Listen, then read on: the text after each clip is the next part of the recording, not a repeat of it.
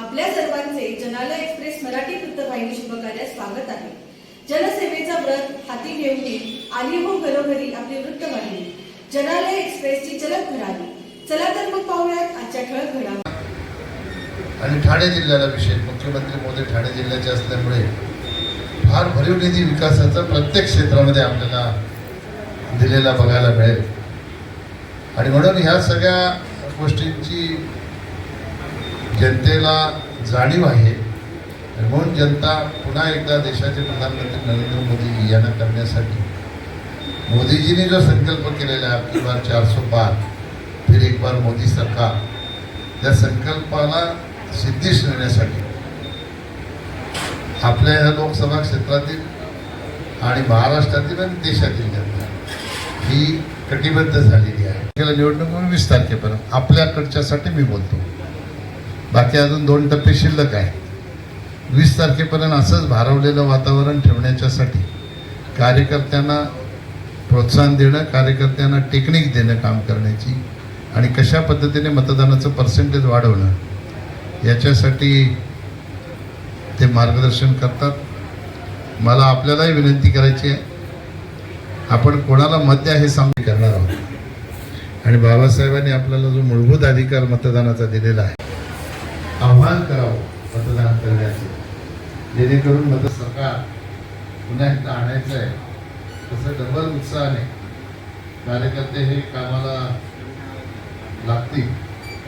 त्याच्यासाठी अतिशय उत्कृष्ट असं मार्गदर्शन त्यांनी केलं। आता त्या वालेरच्या सभेला पत्रकार वगैरे कोणी उपस्थित नव्हते, पण ते आता त्यांच्या संवादामध्ये आपले संवाद साधताना माहिती देतील, काय देतील नाही देतील मला माहीत नाही, पण एकंदरीतच ते महाराष्ट्राच्या बाबतीत आणि या लोकसभेमध्ये आज प्रवास करतो ते लोकसभेच्या बाबतीत माहिती निश्चितपणाने ते देतील। कारण आता आपण सर्वांना माहीत आहे की देशात आणि आपल्याकडे भिवंडी लोकसभा असो, कल्याण लोकसभा असो, ठाणे लोकसभा असो, ठाणे जिल्ह्यातल्या 3 लोकसभांमध्ये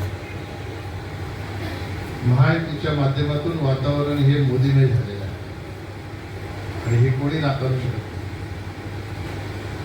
नाही। अनेक अनुभव या निमित्ताने कल्याण पश्चिममध्ये असेल, बदलापूरमध्ये असेल, मुरबाडमध्ये असेल, हे अनेक अनुभव आपल्याला येतात की लोक जे मतदार आहेत ते उमेदवार प्रचाराला गेल्यानंतरही सांगतात की आम्ही तो मोदींनाच मत देणार आहोत।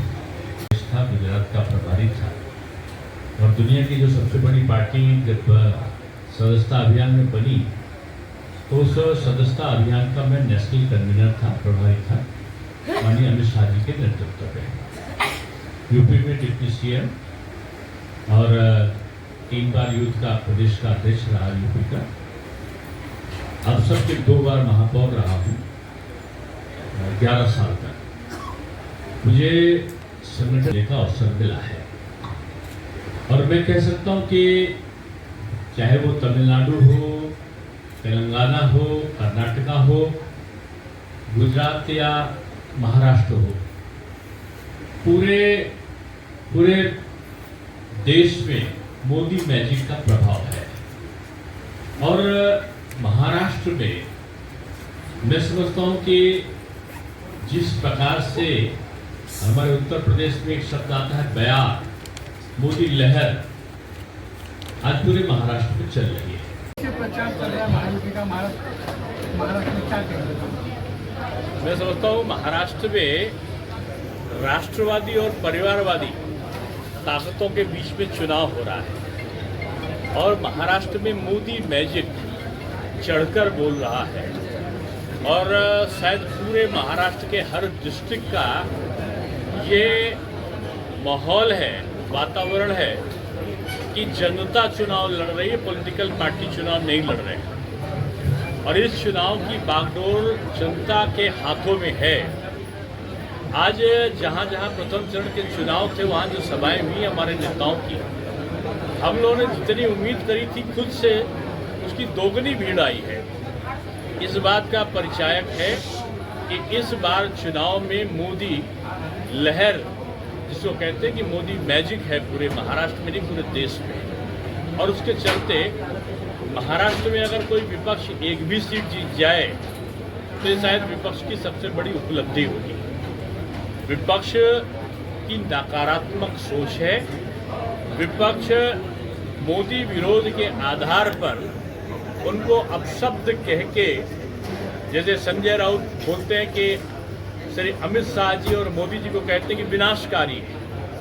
मैं तो इनके लिए कहूँगा कि आपके जो शब्द हैं, विनाश काले विपरीत बुद्धि, कि विनाश काल में आपके लिए विपरीत बुद्धि आपको दे रहे हैं। आज शिवसेना को समाप्त करने वाले संजय राउत, आज बाला साहब ठाकरे की आइडियोलॉजी को तिलांजलि देने वाले संजय राउत, राम का विरोध करने वाली कांग्रेस और अंबेडकर जी का विरोध करने वाली कांग्रेस के साथ शिवसेना को मिलाने वाले ये लोग, जो उद्धव जी की जो शिवसेना है, मैं समझता हूँ उसने जो नकली चोला पहना था राम नाम का, सनातन का और हिंदुत्व का, वो चोला उन्होंने उतार दिया है।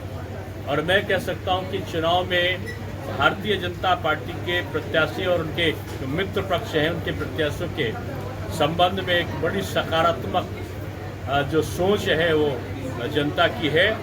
भिवंडी में चाहे हमारे सांसद जी हो, दो बार पहले रह चुके, अब इनकी हैट्रिक की पूरी संभावना है। और मैं समझता हूँ यहाँ एक रिकॉर्ड बनेगा जीत का, और उससे वो जीत कर यहाँ पर जाएंगे। जो महाराष्ट्र में जो भविष्य के चुनाव हैं, कार्यकर्ता निश्चित रूप से मोदी जी के पक्ष में और एनडीए के पक्ष में जो एकजुट होकर ये चुनाव लड़ रहा है लोकसभा का, महायुति, महामिलन के तौर पर काम कर रही है।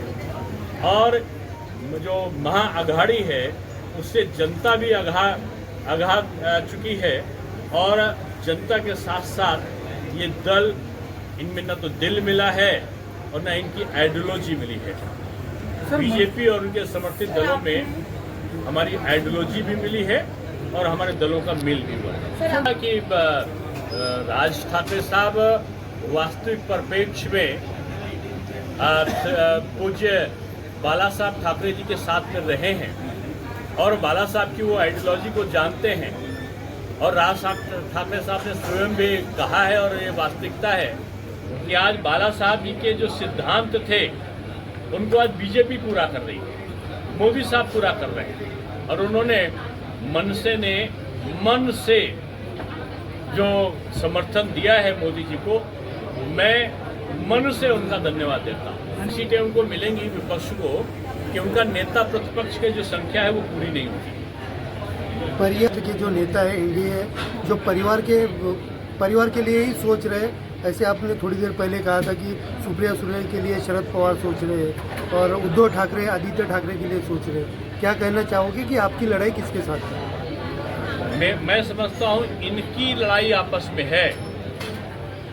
एनसीपी शरद पवार जी की लड़ाई शिवसेना उद्धव से है, और शिवसेना उद्धव कांग्रेस को समाप्त करने के लिए आगे बढ़े हैं, और कांग्रेस उद्धव जी को समाप्त करने के लिए आगे बढ़ी है। बीजेपी किसी से नहीं है। बीजेपी को स्वीप करके जीत यहाँ पर मिलने जा रही है। इसलिए बीजेपी के सामने मैं समझता हूँ विपक्ष बिखरा हुआ है। ना तो इनका नीति है, ना इनकी नीति है, ना इनका नेतृत्व है। नीति और नेतृत्व से विहीन विपक्ष आज विखंडित होने की अवस्था में है। मेरी दूसरी भविष्यवाणी है कि 4 जून के बाद सबसे पहले शिवसेना को अलग कांग्रेस करेगी और कांग्रेस से अलग एनसीपी होगी, और ये तीनों एक दूसरे के सबसे कट्टर दुश्मन और कट्टर विरोधी होंगे। मोदी जी ने कहा है, मेरा पूरा वाक्य हो जाए। मोदी जी जो कहते हैं वो करते हैं। अगर आप कहोगे कि आपके साथ एक, हमारे वहाँ कई ऐसे लोग रहे जो हमारे साथ में रहे और उन्होंने अगर कुछ भी गलत किया तो उनके खिलाफ कार्रवाई जो जांच संस्थाएं करती थी उस पर कभी रोका नहीं गया। बीजेपी निष्पक्षता के भाव से बीजेपी में रहना है तो भ्रष्टाचार में 0 टॉलरेंस, और अगर कोई आरोपी है या किसी पर जांच चल रही है तो उसमें नो इंटरफेरेंस, कोई भी हस्तक्षेप नहीं। संविधान को भी की हिम्मत नहीं किसी माई के लाल की कि वो संविधान को बदलना तो छोड़, संविधान के एक अक्षर में परिवर्तन कर दे, ये किसी में हिम्मत नहीं है बीजेपी के रहते हुए। ये वही लोग हैं जिन्होंने 39 बार सरकारों को बर्खास्त किया था, ये इंदिरा जी के समय 59 बार, 11 बार नरसिम्हा राव ने बर्खास्त किया, 6 बार नेहरू जी ने बर्खास्त किया, मनमोहन सिंह ने 11 बार बर्खास्त किया। ये वो लोग हैं जो संविधान का उपहास उड़ाने वाले हैं, जिन लोगों ने विभिन्न प्रकार के जो केस आए, जो एक बार जो मुस्लिम परिवारों के बारे में आए थे, उनको बदलने का काम किया था संविधान को, ये वही लोग आरोप लगाते हैं। ये कांग्रेस की नीयत है, बीजेपी की नीयत नहीं है। रहे कल नरेंद्र मोदी जी के हाथों से घोषणा पत्र निकलने वाला है चुनाव के, प्रामुख्य से विकास के कामों को लेकर 10 साल से आप जनता के सामने जा रहे थे। इस साल क्या लगता है कौन से मुद्दे को जब प्रामुख्य? आप बताइए। शिवसेना तो वही है जो बाला साहब के बताए हुए रास्ते पे चले, जो सनातन और हिंदू संस्कृति के अनुपालन करने वाली। और मैं समझता हूँ वो कांग्रेसी पाले में हैं जो राम का अस्तित्व को नकारते हैं, जो राम मंदिर को नकारते हैं, ऐसे लोग हैं। मोदी जी के बारे में जो आपने क्वेश्चन किया कि संकल्प पत्र में, निश्चित मानिए ये घोषणा पत्र बीजेपी नहीं जारी करती, वो संकल्प पत्र लेती है, और जो संकल्प लेती है उसको पूरा करती है। मोदी जी ने 10 साल में जो किया है, कांग्रेस ने पिछले 70 सालों में वो काम नहीं कर पाए। 55 साल वो सत्ता में रहे, वो नहीं कर पाए। मोदी जी ने जो किया है उससे कई गुना बड़ा होगा, ये मेरी आज की भविष्यवाणी है। उससे कहीं बड़ा और कहीं इस देश को विकसित भारत की तरफ ले जाने वाला और अब भारत की तीसरी अर्थव्यवस्था बनाने वाला जो कार्य होगा, वो भारत के लिए गौरवशाली होगा। मध्येच राहतात आपल्याला सगळ्यांना माहीत आहे, या कल्याण पश्चिममध्ये मागच्या 10 वर्षामध्ये रस्ते असतील, सेवरेजचं काम असेल, स्मार्ट सिटीच्या माध्यमातून झालेली कामं असतील, मोदीजींच्या आशीर्वादाने खऱ्या अर्थाने कल्याण पश्चिमचा चेहरा मोहरा बदलण्याचं काम केलं आहे। पाणी पुरवठा योजनांची कामं ही अमृतमधून मंजूर झाली। आज सदृश असा विकास आपल्याला बघायला मिळतो।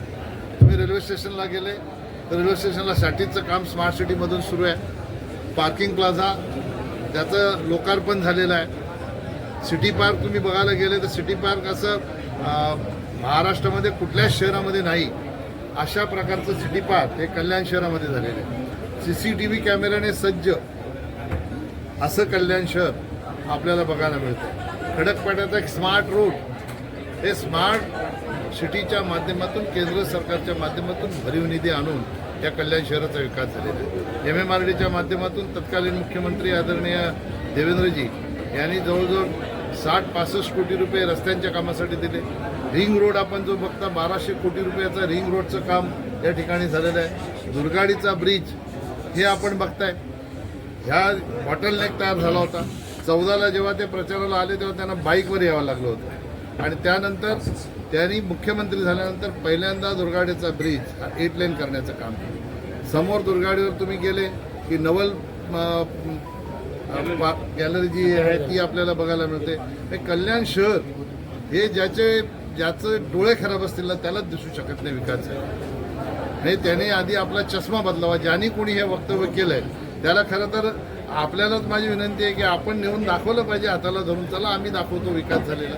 आणि एवढा विकास झाल्यानंतर कोणाला असं वाटत असेल की आदिवासी भागापेक्षा वाईट अवस्था कल्याण पश्चिमची आहे, तर हे दुर्दैवी विधान आहे असं म्हणणं। सर 2.5 लाख मतांनी निवडून येणार, आता त्याच्यावर मी काही भाष्य करू शकत नाही, कारण ज्याचा त्याचा आपला आपला अंदाज असतो। पण मी जबाबदारीने सांगतो की भिवंडी लोकसभा आहेच, पण संपूर्ण महाराष्ट्र देश हा मोदीमय झालेला आहे। गेल्या 10 वर्षामध्ये मोदीजींनी जो विकास केलेला आहे, त्यामुळे इथे 2.5 लाख मताने कोण निवडून येतो कोण नाही हे मला काही त्या खोलात जायचं नाही। पण महायुतीचा उमेदवार म्हणून निश्चितपणाने इथली जनता मोदीजींनी जो विकास केला आहे त्या विकासाच्या नावावर निश्चितपणाने महायुतीच्या उमेदवाराला म्हणजे मला मतं देऊन निश्चितपणे मला निवडून आणील, या बाबतीत माझ्या मनामध्ये तीर्मान निश्चित। पद्धतीने आपण पाहिलं गेलं तर अपक्ष उमेदवार असतील किंवा महाविकास आघाडीचे उमेदवार आहेत, यांचा प्रचार सुरू आहे। आपल्या अंतर्गत काही नाराजगी भिवंडी लोकसभा क्षेत्रामध्ये यापूर्वी कधी जातीचं राजकारण झालं नाही, आताही होणार नाही। ज्या लोकांना अशा कुबड्या लागतात जे लोक सांगतात की आम्ही एवढ्या मताने निवडून येऊ, त्यांनाच या जातीच्या कुड्या लागतात. आम्ही विकासाचं राजकारणारे लोक आहोत आणि ज्या जातीचा ते उल्लेख करतात त्या जातीने कधीच जातीचं म्हणून मतदान केलेलं नाही. ती जात फक्त मोदीजींच्या विकासावर विश्वास ठेवून मतदान करते. ती कुठलीही जात असो, आगरी असो, कुणबी असो, कोळी असो, मराठा असो, तेली, माळी, साळी, ब्राह्मण, हे सगळ्या समाजाचे लोक ते फक्त आणि फक्त विकासाची जात ओळखतात. आणि म्हणून मोदीजींनी या देशामध्ये आपल्याला संदेश दिलेला आहे. या देशामध्ये फक्त 4 धर्म 4 जाती आहेत. पहिला युवा, दुसरा महिला, तिसरा शेतकरी आणि चौथा गरीब. ह्या जातींना मुख्य प्रवाहामध्ये आणल्याशिवाय भारत विकसित होणार नाही.